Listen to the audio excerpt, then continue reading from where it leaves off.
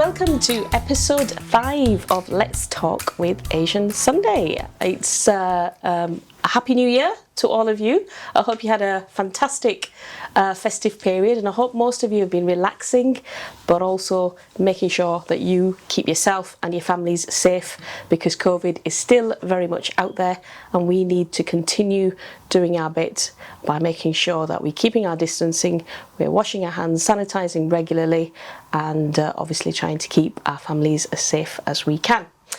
So anyway, on to my guest for this week's episode. Now, when I describe my guest as a Bradfordian, as a father, as a son, a brother, a grandfather, you're going to think, who's she talking about? Because not many of you know him in those roles. But when I say entrepreneur, philanthropist, somebody who has led Bradford on many projects supporting other businesses, specifically the South Asian businesses in our city, somebody who's very well connected to the hospitality and food industry in Bradford, somebody who's recently been given an honorary doctorate, I think you're probably going to get quite close to the person that I'm talking about. And yes, I'm not going to leave you in any more suspense. I'm going to tell you exactly who my next guest is. So please say a big hello to Mr. Amjad Pervez. Hello. Hello. And, how are you? I'm absolutely brilliant, thank you. And thank you for having me. I won't repeat the same advice that you've given to the viewers, but pertinent to say we're living in challenging times, but challenging times have their own fortunes that entrepreneurs can craft. So I'm at the same challenged a little bit, because obviously my mum passed away, as you know, yes. 4 weeks ago. She had COVID. So, you know, challenging times for particularly our community. But, you know, life must go on. Hope is something that a candle that we must always burn brightly. And that's my kind of spirit. And I think we're looking at a new dawn. Yes. Post-COVID. What that is going to be an interesting journey. Absolutely, absolutely. And we're going to definitely talk a little bit more about that. But before I do, I think I just want to let our viewers know before, as you walked into the door, and you told me to stop it as well, but I have to say this on camera, he's looking amazing. I think you're going reverse. You're looking a lot slimmer than me. I need to know the secret. What's the secret to you looking fit, healthy, and, you know, still full of energy? You're giving us a lot of us young ones a run for our money, really. I think it's the mindset. Yeah. I believe I want to give back what Bradford has given me and my family. That's number one. Globally, I'm a global citizen. My identities are multiple, so I'm a Pakistani. So I do a lot of work in Pakistan. For all that to happen and happen efficiently in an organised manner, you need energy. And to have energy, you need to be fit. And for that, you need good food, you need exercise, and more importantly, you need a happy network of friends and family. I'm blessed, absolutely blessed. I can't pray and thank God that I have a lovely family and a lovely set of friends who keep me happy and energised. I think it's a little bit more than that. He was telling me about he used to be a marathon runner. Yeah. You need to share that story with all of us. And a cricket player. Yeah, so when I was a youngster, I was, obviously it was Imran Khan days, so everybody was in love with him, so I started playing cricket, played for Gymkhana, then Farsley, so I was a really good bowler, but then I got into the habit of running, and then ended up being a marathon runner, and then obviously went to university. I played for the combined universities cricket, and there I used to also do marathon running, but then obviously Seafresh and Adams came into the mix. Then you started hitting sixes in that field, didn't you? So went into enterprise, but I always wanted to be honest with you, I mean, a lot of people are going to find this really, really surprising. Running a business wasn't something that I always wanted to do. If my family was middle class, we had a lot of money, I would have actually gone on to do a master's, a PhD, and maybe ended up, lecturing. Because I'm kind of very intellectually driven. I have a kind of thirst for knowledge. And the reason why I promised myself that I'd retire very early was to actually take that. So my work with the universities across the globe, working with the young people, learning new things, it keeps me so much occupied that, I suppose you asked the question earlier, what gives you energy? If you enjoy what you really are doing and it gives you something new, right? One thing that doesn't get old in your body is your brain. The more you use of it, the more actually it becomes bigger and more energized. So that really takes up a lot of my time at the moment, learning new things and visiting new places and meeting new people. Yeah, fantastic. Well, obviously, we heard something new about you being a marathon runner, enjoying cricket, which is definitely not seen or not visible in the capacity that we know you normally as. But I want to go back to your early years. Were you born and bred Bradford or? No, so if I go back, give you a bit of a genealogy. My ancestors hail from Baramulla, which is occupied Kashmir in India. So they came to Punjab. So my father's brothers lived in District Jhelum in Punjab, which is one of the largest cantonments, army cantonments. So a lot of my family were in Air Force, Navy, civil service, etc. But my father served in the British Army. He saw service in Burma. He was he's got medals to fight for the British and the Empire. Then when partition happened, he joined Pakistani army. But then obviously after the Second World War, the UK economy was devastated. They needed cheap labour. And here's something that is very important for people to notice, is that those first generation immigrants were invited. In fact, they were begged to come, right, to UK, right, to rejuvenate the economy. So not only did we play a part historically in maintaining the empire, the Indian subcontinent, post the Second World War, we played as cheap labour here in UK to rejuvenate the economy. And then the second generation, which is my generation, I was born in Punjab.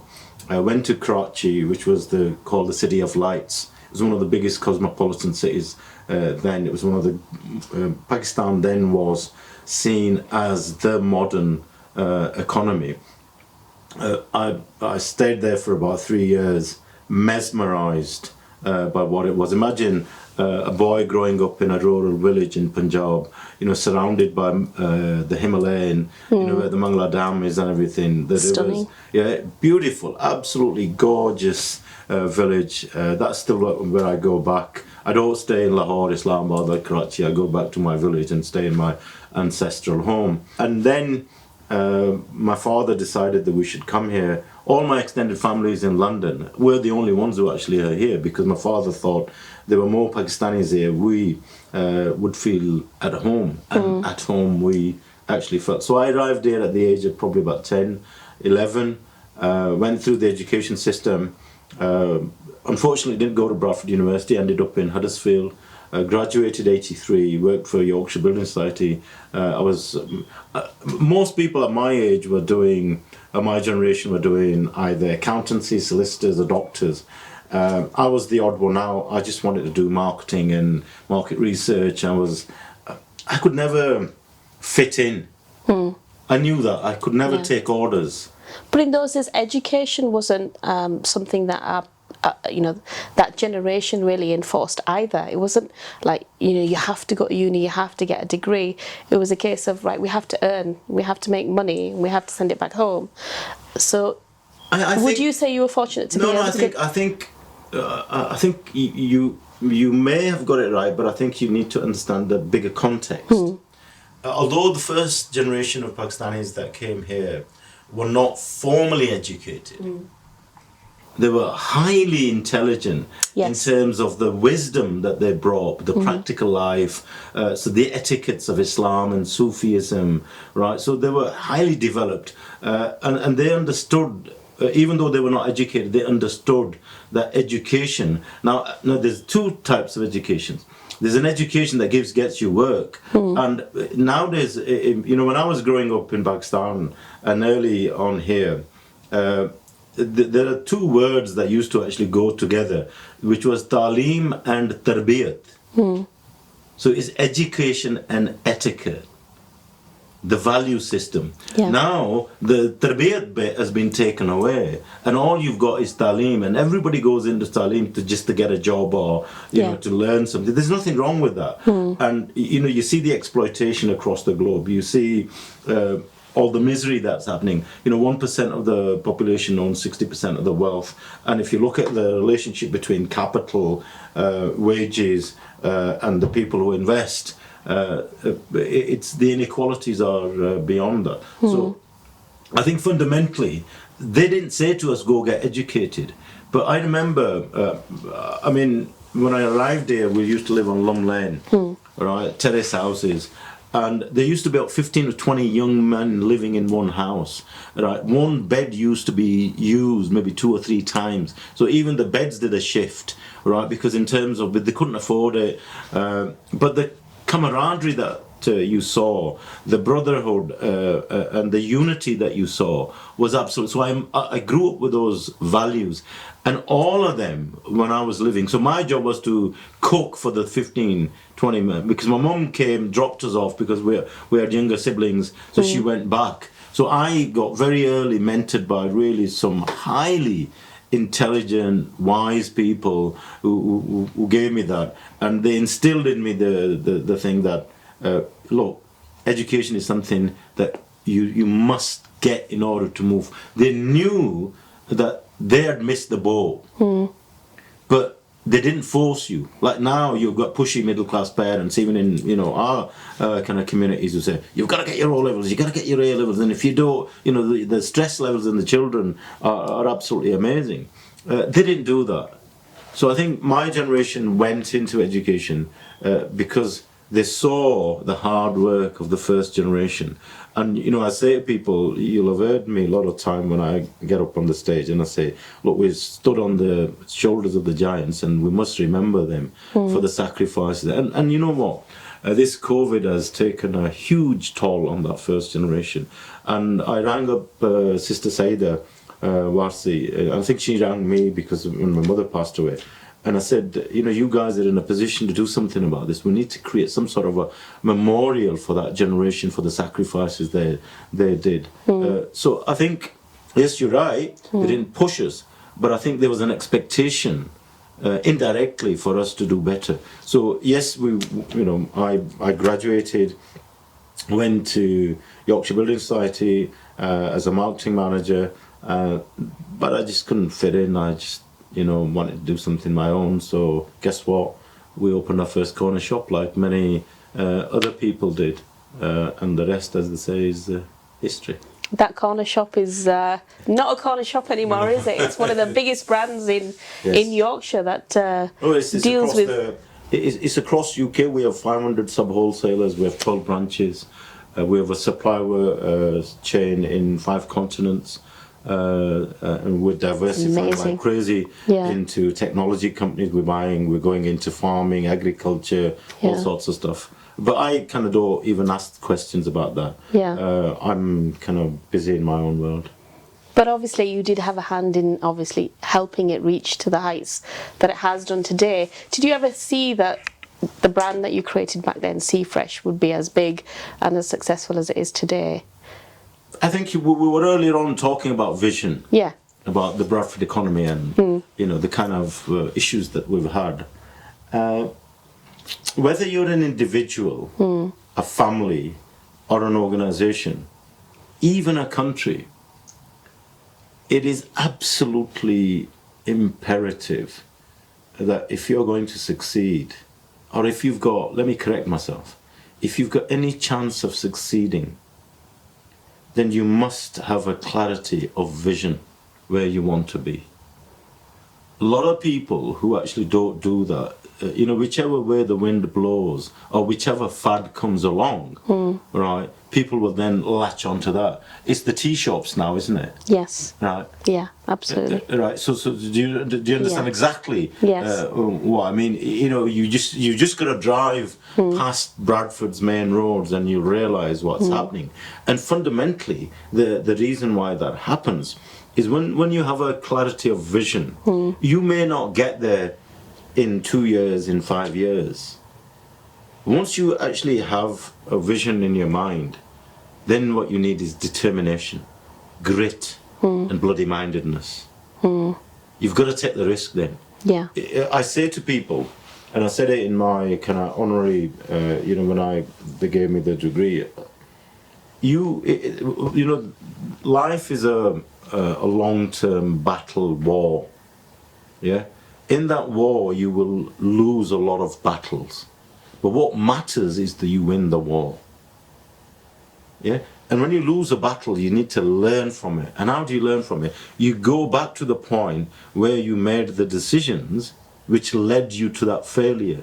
So a lot of people that I mentor across the globe and here is when they meet their first failure, Fatima, they run away from it. They pack up, they run away. They start something else, right? So if you failed in the first instance when you felt a bit of a difficulty or you fell down, what do you think's going to happen when you start again? You're going to meet that difficulty again, and what's going to happen when you meet that difficulty again? Unless you analyse it, go back and learn from it and not do it, you're going to fail again, right? So I think clarity of vision is very important. So I remember 1985 when we got the shop going, I sat down with my brothers and said, we will be probably one of the largest food service companies. And they said, yeah, sure. Sure. Do you ever sit down with them now and say, remember that conversation? No, you never do that. You never do that. No. You never do that because, look, in leadership, whether it's in politics, whether it's in business, whether it's in community, it's not about, I told you so. Yeah. Right? There are different stages of leadership. You must imagine that everybody in your team is a potential leader. Right? There are grades of leadership. So as a leader, you might be at, say, step 10. Right? And when you talk to people, you can't talk down to them. You need to talk to them, with them. Because some people might be at the step 1. Some might be at step 2, step 3. And your job is to move them over a time to somewhere around about 8, 9, 10, so you can retire and then they can take over. Now when they get to grade 5, 6, 7, you don't need to tell them I told you so. Because by that time they'll own that vision, it'll become part of their vision. So when I retired 12 years ago, right, I mean, I think the business was doing probably about 45, 50 million. I haven't even got a clue what it's doing now, but I know it's much, much more. Now they've taken over, I don't even ask them, what you're doing. Because I know that they have their own vision, which is much wider, much broader, and maybe much longer than mine. So it's a journey rather than... And I think, lastly, on that point, a lot of the young people now are very impatient. I want it tomorrow. I've seen this inspirational entrepreneur on YouTube or Facebook, right, and he's made it, right. Look, for God's sake, if you look at a doctor, if you want to be a doctor, you've got to do your A-levels, you then got to go into university, and then when you finish university, you've got to be a junior. It's going to take you 8 years. Same with an accountant, same with a solicitor. Why do you think you're going to become a damn good entrepreneur, right, just because you've got some money and you've thought a product and you've got an idea? It's going to take you time. And you've got to have mentors and you've got to have teachers and you've got to have people who guide you. And at every level of your business, as you grow, you're going to have different mentors who've got different experience. So if you kind of have that mindset, right, you will grow and you will make mistakes, but you will grow. And I think that's how we grow. Yeah. Well, you've done remarkably well. The business is doing remarkably well. But you obviously said that you retired 12 years ago, which is a long time ago, but you've not stopped. You still keep yourself busy, you still do lots of things. You went and joined lots of boards, the LEP for starters. Should we talk about that? Because obviously the biggest topic of discussion at the moment is a representation of the South Asian communities on boards like the LEP. You managed to get on the board early on, when there were very few South Asian people, but also there was very little discussion about representation, diversity and inclusion on such boards. How did you manage to get on? And I think this is the pertinent question of the day. But it's been a question since 1969, when we had the National Front marching down Lum Lane and wanting us out. So the environment, I think, has not changed. In fact, I think it's got worse. Really? Because I've lived through those Paki bashing days and stuff like that. And, you know, when we used to get inside the house at 7 o'clock at night and not come out in summer days, we didn't, because we feared skinheads and, you know, teddy boys and all that kind of stuff would happen. So now it's completely different. It's institutionalized. Absolutely institutionalized. Then we were not actually competing with the middle class and the upper classes. We were competing with your working classes. So our battlegrounds were, they thought we were taking their jobs. Right? With my generation and your generation becoming educated, getting into enterprise, we're now competing with the locals. Well, you know, we're not seen as local, let's be honest. Right? Despite, you know, speaking with the best Yorkshire accent and all that kind of stuff, still my grandkids get asked, where do you come from? Oh, Bradford, Shipley, Eton. No, where do you come from? Right. So that, I think, mindset hasn't changed. But I think I remember I was one of the founders of Asian Youth Movement in the 80s. I remember Marsha, Tarek, and a lot of other young guys. We were very angry. So what did we do? Some of us got into politics, like Marsha and other people. Other people got into activism. I got involved in enterprise.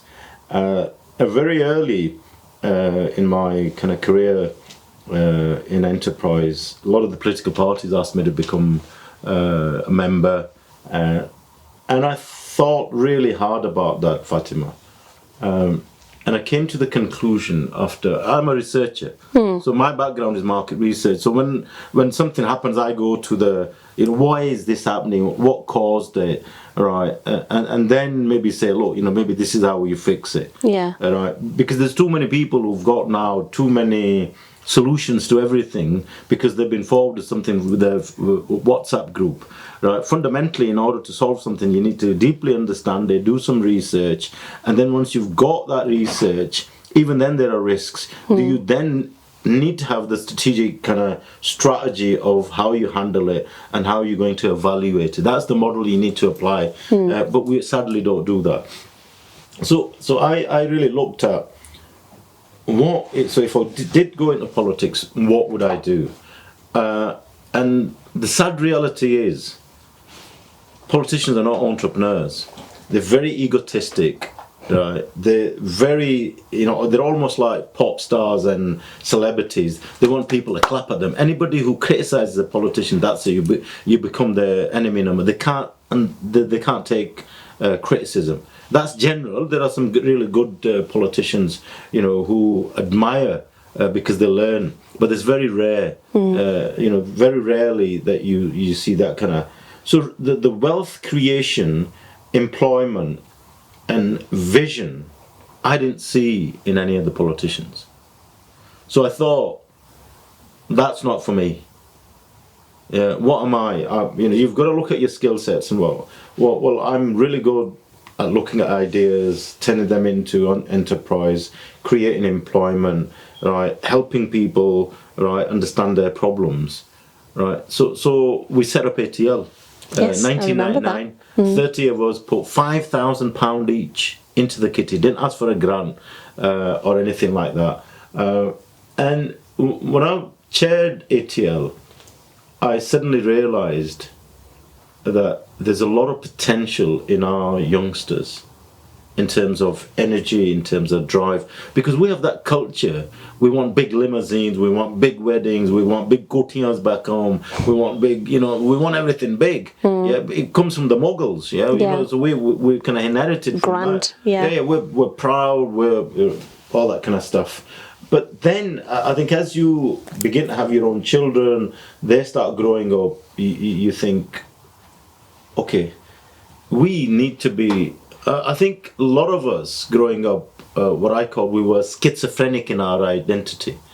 So when I was at university, Amjad Pervez was more white than white blokes, right? He knew more about Top of the Pops and everything, right? We could, I could sing the songs, tell them what position they were. I knew more about the popular culture than I needed to know in order to fit in. I don't know about your generation, but I think it's still the same. So our self-actualization didn't really come from us being ourselves. When that hit me, I think became quite radical. I was very ruthless. You saw me when I was at 18. Oh yes, yeah. I didn't take. I think I got too angry. I think you were raw, I would say. Yeah. You're very direct and frank. I still am, but Yeah. I think I'm kind of a little bit Mellowed. polished. I wasn't in a hurry. Then I was in a hurry because I was building a business. I was bringing up a young family. I saw all these disadvantages in our communities: economic, social, education, right? And I thought, God. And I think one thing really, really blew my mind is when we had ATL. When you looked at education, I mean, the attainment levels in our communities were... remember, at that time, Ralph Berry was in charge of education. And Secretary of State described Bradford's education as basket case. And it was taken in and Serco took it over. Yes, I remember. Right, at that stage, I said to Arshad, we've got to have our own schools. So that's when Rainbow Schools kind of seeds started. Yeah? But then, obviously, we mellowed over that, and we looked at other communities like our Semitic cousins, the Jewish communities. We looked at our Hindu communities who were doing really well. Rather than just saying that the Jewish community is doing really well and be envious, what you've got to be is you've got to be brave enough and talk to them and say, listen, I don't know, I want to learn from you. Right? How do you do that? But I'll tell you what really gave me the opportunity. When Imran Khan got married with Jemima, I was really close with Tahir Nawaz Saab, who was very close to them. And my mentors in my life have been mainly Jewish business people who've actually taught me what I am about business and operations and stuff like that. And when you realize that these are these inadequacies in the system, you then actually try to go to the source of the problem. Where do you actually put this right? Is it through Jalsa Jalus? Is it through burning books? That clearly hasn't worked, and we still do it. So when elections come, Tol, Baje, you name it, we win. And when the guy wins, on what policies did he win? Do we hold them to account? Do the promises they made, did they deliver? Where is the methodology of actually holding? So our MPs, our councillors, and how do we hold them to account?